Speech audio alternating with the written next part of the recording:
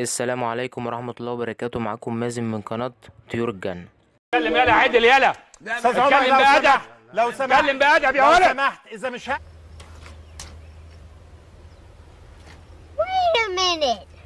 Who are you? Ride or die. Why they wanna move like that? Where you want gone?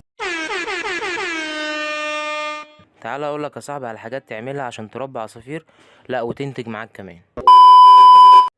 اول حاجه هنبدا بيها هو القفص، والقفص لازم يكون مناسب يا صاحبي لحجم العصافير اللي انت جايبها، وتثبته في مكان، والمكان ده ما يتغيرش عشان العصافير تحس بالامان وتبدا تخش العش. تاني حاجه هتحط مسقه يا صاحبي، ولازم الميه بتاعه المسقه تتغير كل يوم والمسقه تتغسل.